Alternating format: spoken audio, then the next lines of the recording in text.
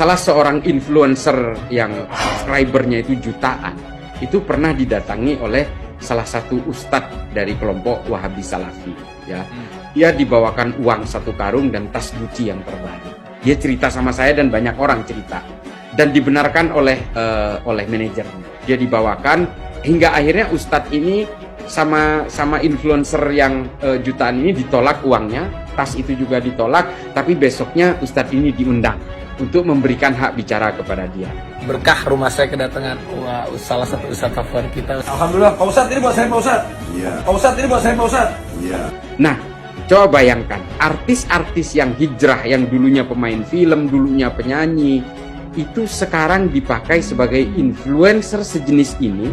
Dia tidak perlu main film, dia tidak perlu manggung main musik, tapi hidupnya tetap nyaman. Dan ini mustahil kalau nggak ada duitnya. Ini mohon maaf, seperti artis AU misalnya. AU, ini kan nggak ada job keartisan sudah, tapi dia hidupnya sangat masih saja hidupnya mewah gitu. Ini kan ada uang. Ya, alhamdulillah ya, rezeki malah lebih enak menurut gua, lebih santai hidup gua. Dan apa namanya, nggak di push, nggak ngerasa kayak waduh banyak anak ini segala macam. Menurut saya sih kalau urutannya berubah jadi CBA, itu akan lebih tenang karena Allah nggak akan pernah berubah kemana-mana. Makanya untuk mempermudah, cari teman-teman atau kumpulan-kumpulan yang mengarah ke kebaikan gitu ya. Nah, metode ini yang dipakai hari ini. Influencer yang subscribernya jutaan, dan bagaimana Raffi Ahmad misalnya didatangi, berusaha dibujuk untuk menjadi influencer mereka. Artinya mereka sudah bermain dengan kekuatan-kekuatan kapital untuk menggerakkan orang lain supaya masyarakat ini terpengaruh. Public figure lah yang mereka rekrut untuk mempengaruhi masyarakat. Ini metode gerakan mereka sekarang. Apakah ini hanya di Indonesia? Tidak. Semua negara-negara yang hari ini betul-betul didominasi oleh Wahabi Salafi, semuanya disasar melalui public figure itu. Tokoh-tokoh pemerintahan, para pemimpin-pemimpin wilayah, ini yang dikuasai lebih dulu. Hingga akhirnya semua populasi bisa didominasi. Nah, kalau saya cerita soal Gabon, saya cerita soal Nigeria bagian utara, saya cerita soal Somaliland, saya cerita soal Tanzania bagian timur, ini semua sudah mengalami itu. Disasar dari public figure, influencer, dari pemimpin-pemimpin, panglima-panglima tentara, polisi, dan sebagainya. Ini yang disasar. Mereka bergerak di belakang. Mereka hanya bikin konten YouTube, disebar, nanti yang nyebar influencer ini. Memang hanya seperti itu gerakannya. Tapi sangat masif. Coba sekarang, setiap saya posting di Instagram saya, tulisan tentang Wahabi Salafi, itu yang DM ke saya itu gila-gilaan. Apakah ini manusia?